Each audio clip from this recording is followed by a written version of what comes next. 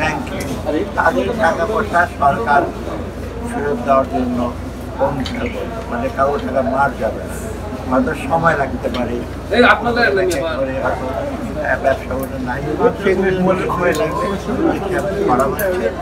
আমরা কারিগরি কীভাবে মূল্যায়ন করতে এইটা।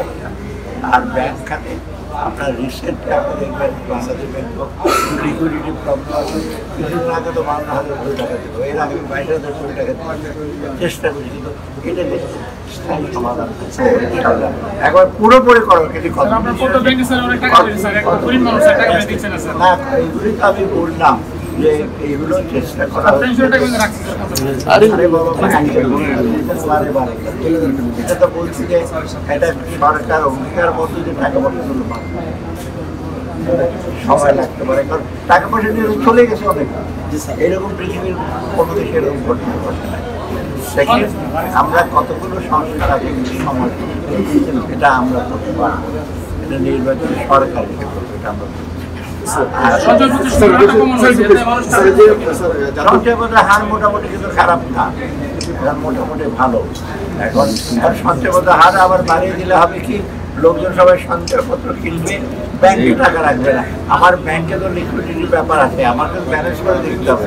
সবাই সঞ্চয়পত্র বিক্রি করে দিলে ব্যাংক থেকে টাকা পাবে, আর তখন আর কি সঞ্চয়পত্র হার বাড়ে, সরকারের ইন্টারেস্ট কম, এমনি বহু টাকা দেশে এবং বাইরে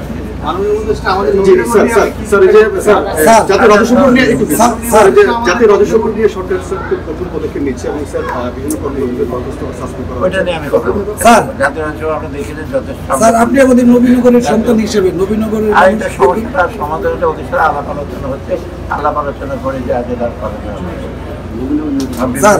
সেক্টর ব্যবসায়ীর সাথে এবং স্টেক হোল্ডারদের দাদা একটা কমিটি করতে পারছে এবং খুব পাওয়ারফুল কমিটি উপদেষ্টা তারা আলাপ করতে পরামর্শ করবে। তখন বাকি বিনিয়োগকে আত্মীয়তা প্রথম হলো বিনিয়োগ আমরা কিন্তু রেগুলেটরি যে আপনার বাজেট কিন্তু অনেক কিছুর উপর ইম্পোর্ট ডিউটি কমিয়ে দিয়েছি, প্রায় 1,000টার মতো ইম্পোর্ট। এখন আমার আমেরিকান ট্যারিফ ডিভিশন ইম্পোর্ট দিতে আমরা কমাতেই হয়েছে। এটা কি যারা বিনিয়োগ আমাদের বাইরের থেকে বেরো না, ডুইং বিজনেস মানে এক জায়গা থেকে আরেক জায়গায় 12-10-12 পরিবেশের সার কত লাগে, ইভেন ট্রাফিকে ট্রাফিক পুলিশের এয়ারপোর্টের কাছাকাছি হলে সিভিল এভিয়েশন সার লাগে, অনেকগুলো নিয়ম কানুন আছে। এগুলো আমরা চেষ্টা করি যত সম্ভব একটা সেন্ট্রালাইজ করা।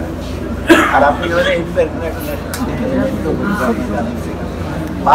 বারোটার এগুলির সংখ্যা এক জায়গায়, ডেটাগুলি সব এক জায়গায় পাবে এবং ব্যবসায়ীরা এক জায়গায় যদি তার রেজিস্টার করে সব তথ্য দেবে। এবার রিসেন্টলি কিন্তু এখন কর চালান ইলেকট্রনিক, আমরা জানেন এখন বাংলাদেশ ব্যাংকে যেতে হবে, কোনো ব্যাংকে যেতে এটা করা হচ্ছে।